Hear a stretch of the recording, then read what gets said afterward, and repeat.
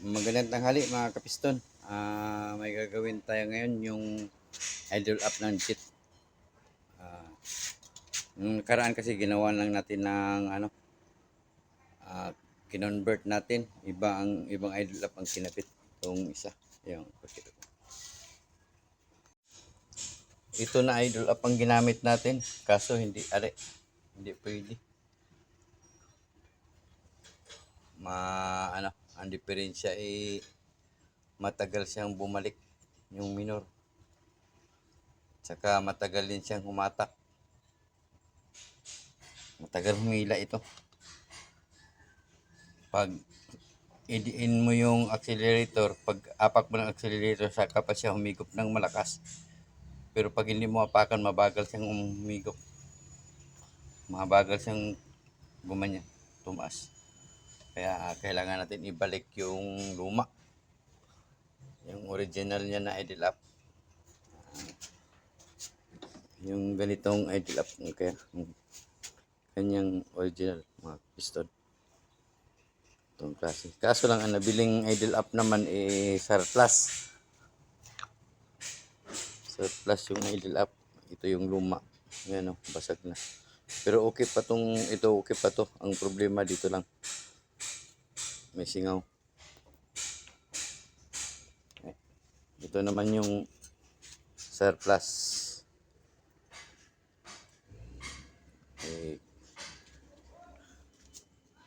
Ang problema naman ito, itong surplus na to, stack up. Ayan, matigas ikutin. Matigas. Kaya linisan muna natin para lumambot.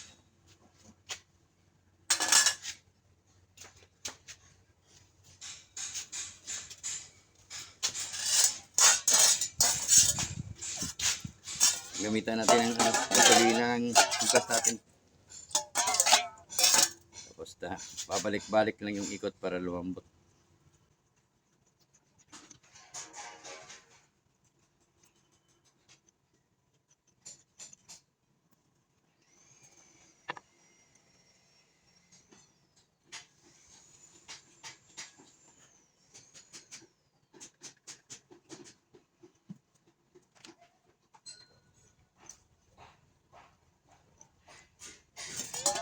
Ang dumi mga piston yung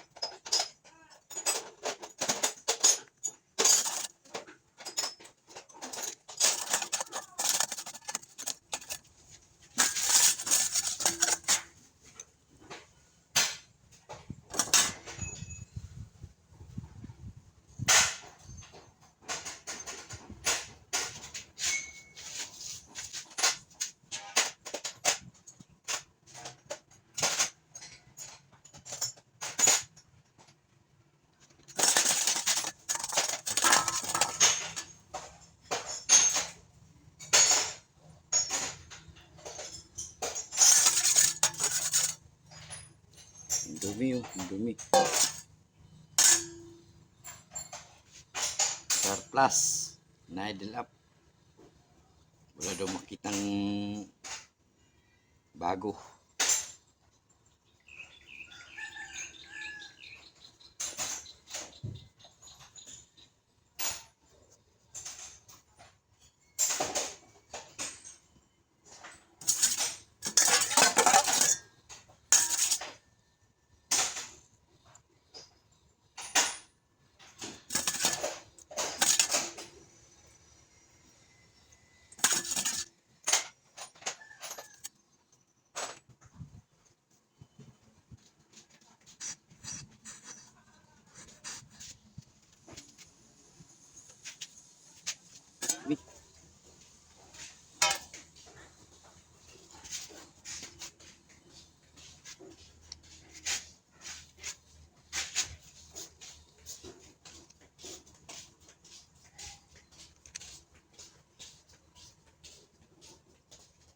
Ingatan nyo itong mga kapiston pagkabit. Baka ano, kasi sa loob, may stopper yan sa loob.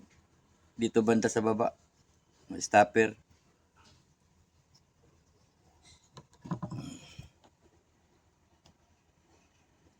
Saan yun?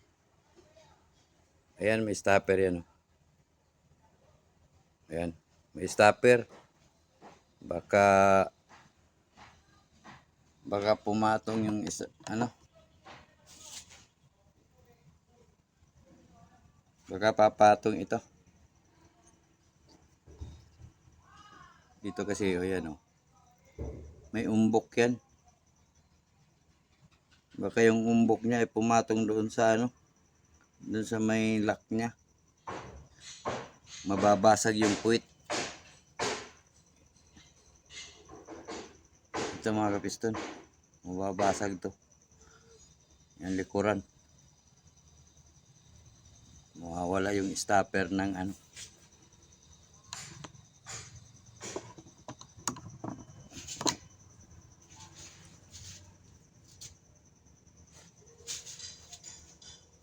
Tingnan nyo maigi na ano. Ito nasa taas. Ito.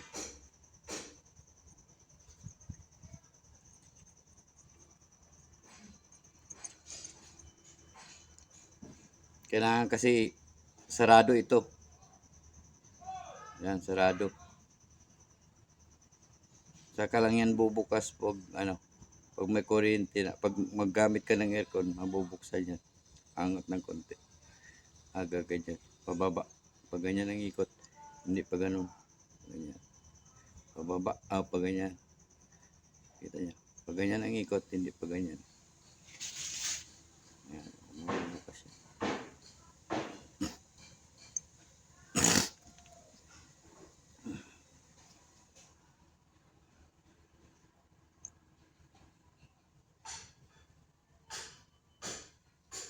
Dapat nakaganyan ang ano, ito, forma.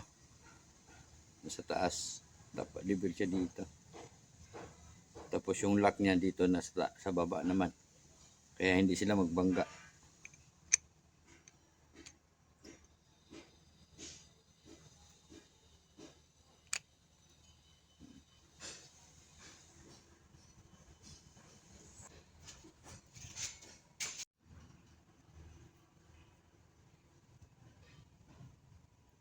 Meron siyang uring dito. Tapos ito.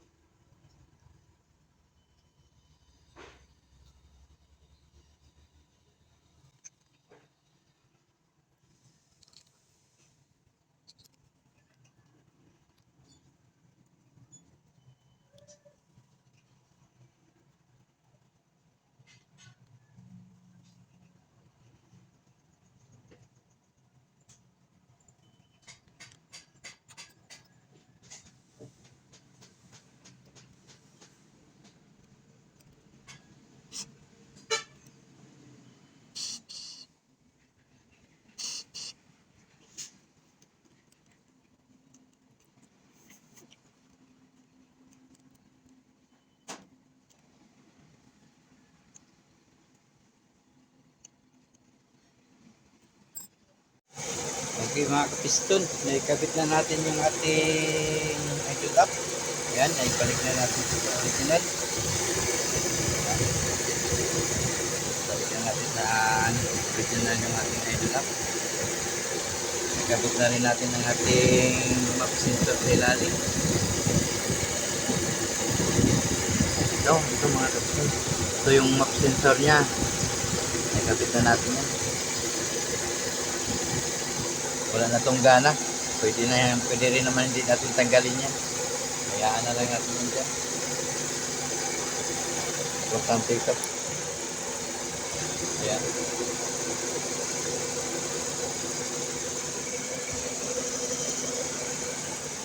Yung kanyang minor, pag hindi siya naka-aircon, sobrang lamig.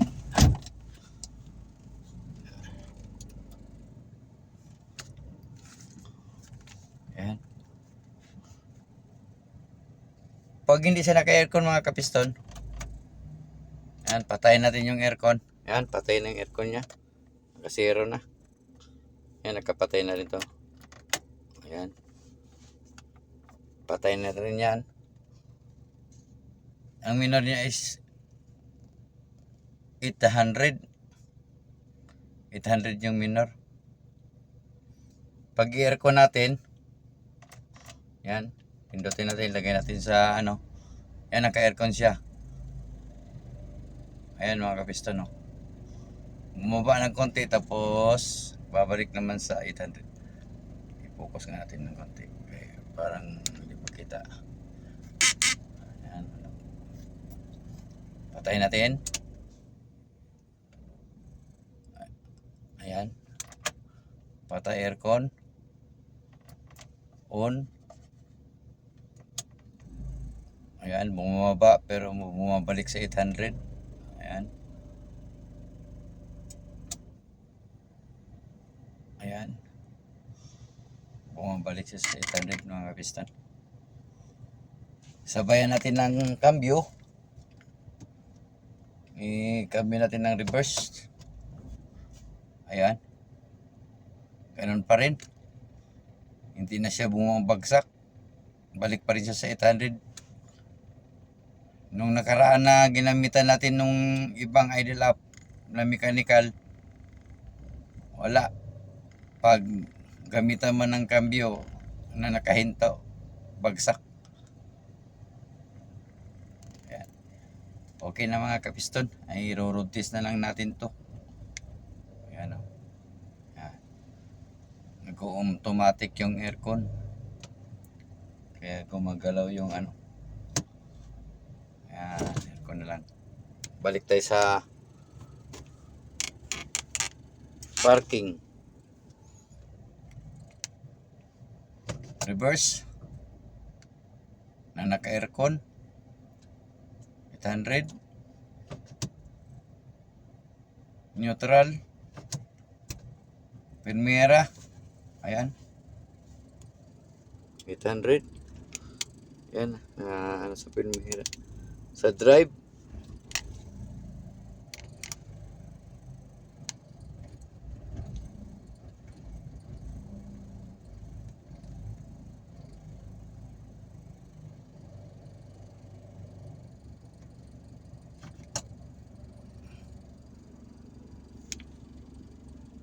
Segunda. Yan. Steady. Sa low.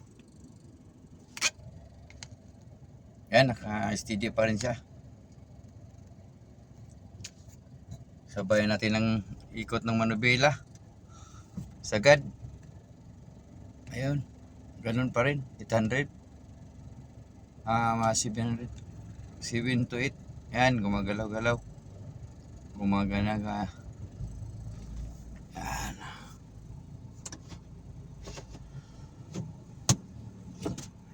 Lagay natin sa ano. Yung minor niya ay walang aircon 800. Minor.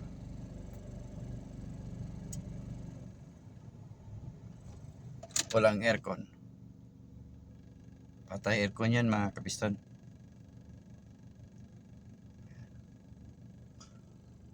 Malalaman nyo kung buo yung ano natin, yung ating aircon o yung idle up.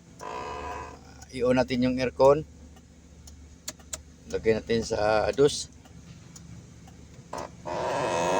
Ayan.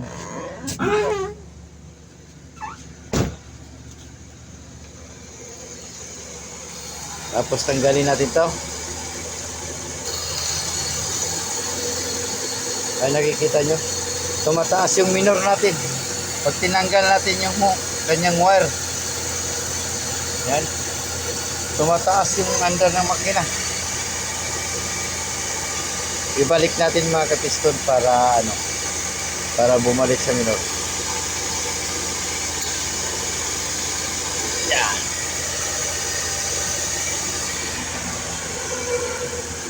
Ayan, bumalik na siya.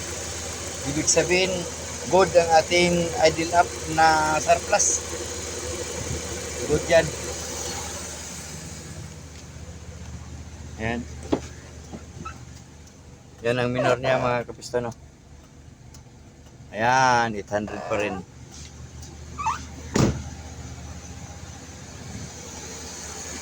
Tapos full adjust na yan sa ano, may adjustment yan dito. Ito. Pakita ko sa inyo kung paano mag-adjust diyan sa throttle niya, sa minor niya. Naka full adjust na yan mga kapiston. Tanggalin, luwagan mo lang tong ano, itong screw. Yan. Yan. Luwagan. Pakinggan nyo, obserbahan nyo yung andar ng makina.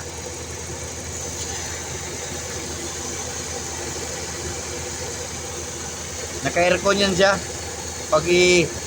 Pag itulak ko to pa ganyan, nanginginig yung makina niyan. Naka-aircon pa. Oh, yan, naka-aircon. Ibalik natin sa taas. Yan, tumataas.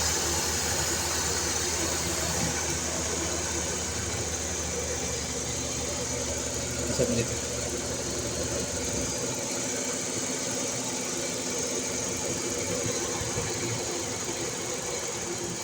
Oh, pag ikutin natin pababa pag ganon, pag ganyan, yung minor, balik natin pag ganon.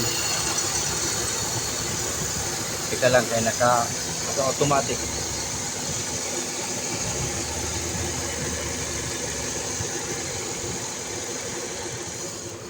Oh, patay. Sobra. Balik natin ng ganyan para hindi mamatay. Tapos higpitan. Sagad nyo na lang ba nakaganyan. Itaas mo pag-ikot ng ganon. Clockwise, sagad.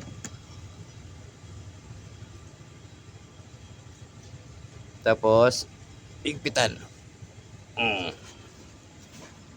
Padalhin natin ulit kung nasa 800 pa rin ba.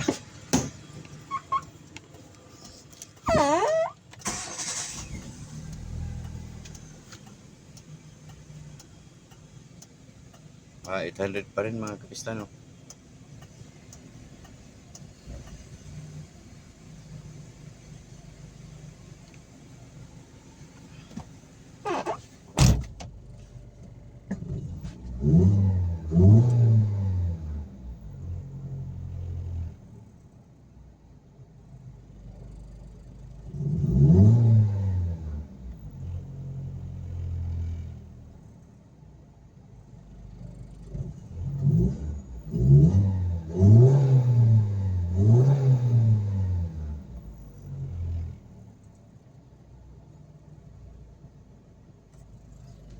Yung nakailaw dyan, huwag nyo intindihin, sa handbrake lang yan.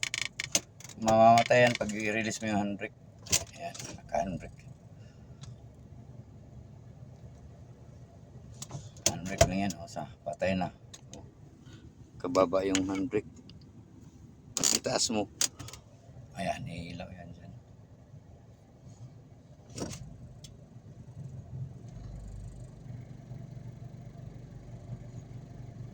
Obserbahan natin siya mga piston hanggang sa uminit yung makina.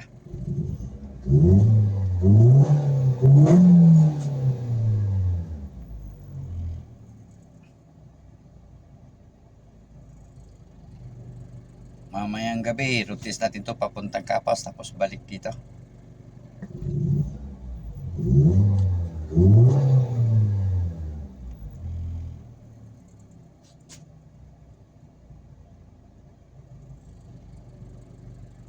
Para malaman natin kung may problema o wala.